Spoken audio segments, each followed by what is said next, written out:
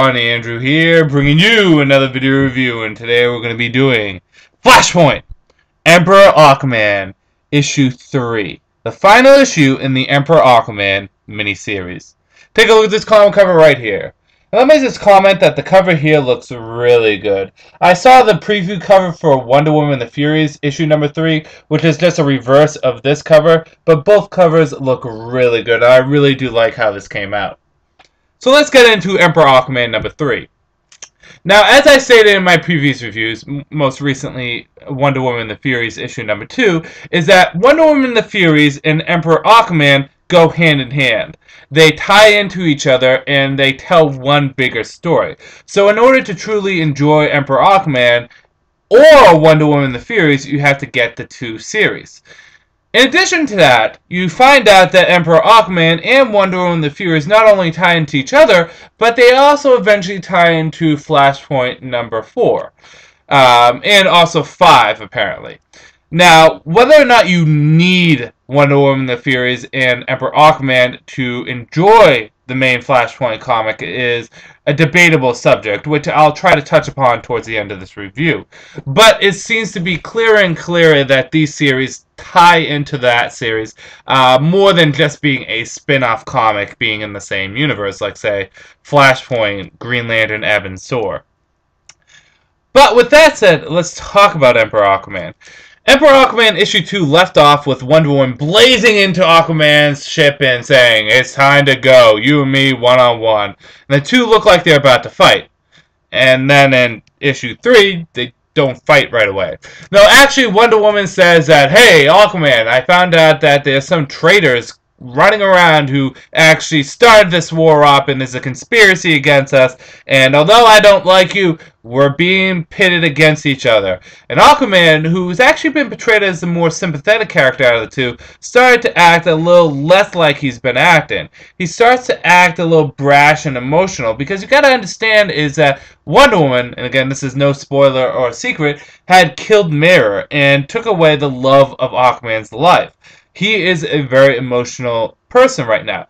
In addition to that, I can't help but feel bad for Aquaman, because this whole entire time between the two of their series, Aquaman has been really trying to struggle with what he's doing as being wrong, and he keeps on saying, well, maybe there's a better way, let's see if we can find peace, maybe we can try to avoid war. And at this point, he's just like, screw it, this woman killed my wife, I'm gonna beat the shit out of her.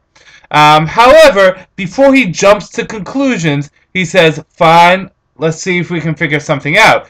But, although we won't have a full-scale war, you and I still have some beef to settle. And when we figure out what goes down, we're going to, you and me, one-on-one. Which I thought was a interesting and fitting way for Aquaman to kind of deal with this situation. He's very emotional, very passionate, and he wants to take out Wonder Woman for what she did. But at the same time, he doesn't want this genocide and full-scale war to go on. So he agrees to work with her. However, betrayal just keeps happening and happening, and Ocean Master plays his final hand, which causes Wonder Woman and Aquaman to start duking it out in what will be one of their final battles. Who will win, Aquaman or Wonder Woman? And in their ensuing battle, will the whole entire world lose? And exactly how much do their fight tie in to Flashpoint? Well, let's get into the good, the bad, and whether or not you should get it. Good. Well, the art is consistently good in this. I really do like the art in the Emperor Aquaman series. You can really see what the art kind of feels like in the cover. I also like the way Aquaman's been portrayed. I said this in my Wonder Woman the Furies issue number 2, is that I haven't been enjoying how Wonder Woman's been portrayed, because you would think going into these comics that Wonder Woman's going to be portrayed sympathetically in her comic, and Aquaman's going to be portrayed as a villain, and in Aquaman's comic, he's going to be portrayed sympathetically, and Wonder Woman's going to be portrayed as the villain. However, it seems to be Aquaman's the more sympathetic character in both comics, while Wonder Woman's a little bit more impulsive and more of the bad guy. Not saying she's necessarily the bad guy of the two, but she seems to come off that way. So it's kind of interesting how things have been working out like that. In this Aquaman, I still like how he's kind of a sympathetic character. Very emotional. He does bad stuff. He acknowledges he does bad stuff. He even says, Mira's waiting for me in heaven.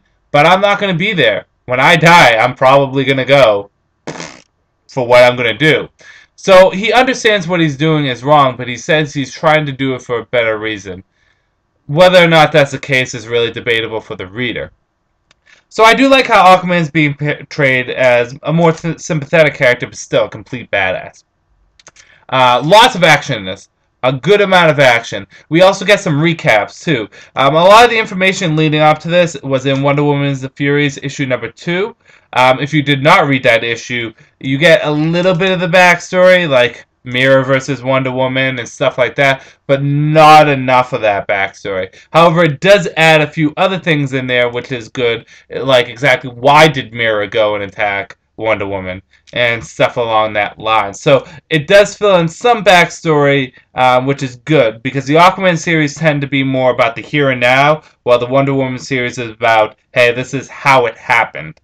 So that's good, too. Bad. I really don't care how this ended. It kind of just left off on to be continued in issue number 4 and 5 of Flashpoint. Which brings us into exactly how does this tie into Flashpoint. If you've been reading the Aquaman and Wonder Woman series, you get to see that they tie into each other, but they eventually tie into Flashpoint. To enjoy Flashpoint as a series, because Flashpoint as a comic, the individual comic, hasn't been all that good. It's been a mediocre series that hasn't really been able to get out of the first act, and somehow is now in the final act. And to truly enjoy it, you're going to have to push out more money to get at least Wonder Woman The Furies and Emperor Aquaman, because those comics really add a lot of volume and a lot of atmosphere to the Flashpoint main series. So I do recommend getting Emperor Aquaman and Wonder Woman The Furies to add that volume and add that emotion and to add that feeling and atmosphere to the Flashpoint comics. Is it necessary? No, you could go and read issue number 1 through 5 of Flashpoint and for the most part be okay. Just kind of realize what's going around in the universe. However, it helps out a lot to be getting Wonder Woman and Aquaman series. Not only because it's a pseudo-enjoyable series, it has been okay up to this point. It really does help out Flashpoint. But the thing is that at the same time, these stories are being used just to help out Flashpoint. And although they have been enjoyable, they haven't been their own series. They have been for Flashpoint, which is interesting because if you look at Batman Night of Vengeance, that was a self-contained story. It was in the Flashpoint universe, but it doesn't really tie into Flashpoints. It's Batman dealing with the Joker and having a resolve. This is Wonder Woman and Aquaman dealing with each other and not getting that resolve because it's going to be found out in Flashpoint number 5. It's kind of similar to attributing to Grant Morrison's run on Batman with Batman R.I.P. You got Batman R.I.P., but you don't get the resolve until until Final Crisis. Even then, you don't get the resolve until a later series, which is the missing chapter of Batman R.I.P., which was in Batman Time in the Bat. Getting a little off track here, but the concept I'm getting across is, although this is an enjoyable series, it is not a series for itself. It's a series for Flashpoint. Unlike a lot of the other Flashpoint titles, which are series for themselves. I know a lot of people that are reading the Grayson Deadman comic and say that's a good series that is for itself. I personally have been reading the Batman Night of Vengeance, and it's a good series for itself. Aquaman and Wonder Woman have been kind of for each other, but at the same time, for Flashpoint. I've been rambling on a bit about this, so I apologize for my rambling, but I kind of wanted to give you guys a sense of exactly where these comics stand in the whole entire Flashpoint series. Are they for themselves? Are they for each other? Are they for the grander scheme? The answer is yes and no to everything. You can read them for themselves, but it's not as good as if you're reading them for each other. And at the same time, you can read them for each other and be cool with it, but it's also good to read them with Flashpoint, which isn't necessary, but it does help out with your Flashpoint reading, the main Flashpoint series.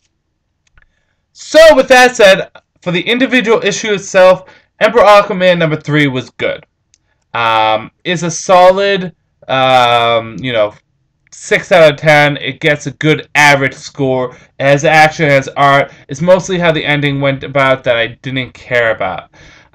So whether or not to pick it up, if you've been following Aquaman and Wonder Woman up to this point, continue picking it up. Because this has continued the good stuff that we've been getting with Emperor Aquaman. On a whole, the series itself, I will review when I do a review of Wonder Woman, the Furies, Emperor Aquaman, and Batman Night of Vengeance for the people that are picking up trades. The one problem with doing review about the story arcs as a whole for Flashpoint is that you're not going to get a trade for Emperor Aquaman because there's only 3 issues. So I'm going to try to review all the minis themselves at once, which is probably going to be done maybe next week, because maybe the week after, because that's when Wonder Woman the Furies issue number 3 comes out. I'm looking back here like you can see the issue. Here's number 2. But yes, sorry again for all the rambling, but again, I wanted to give you guys a good idea that although a lot of Flashpoint titles are on their own and do their own thing, Aquaman and Wonder Woman seem to tie into each other and tie into Flashpoint itself. But on the whole, I did enjoy this. Although I gave it like a 6 to 7 out of 10, it still was fun. Still enjoyable. Very faulty, but still enjoyable. I'm eager to see how Wonder Woman and the Furies issue number 3 turns out. So with that said, pick it up if you've been reading Aquaman. If not, then just move on to Flashpoint number 5. This is Andrew saying peace out for now.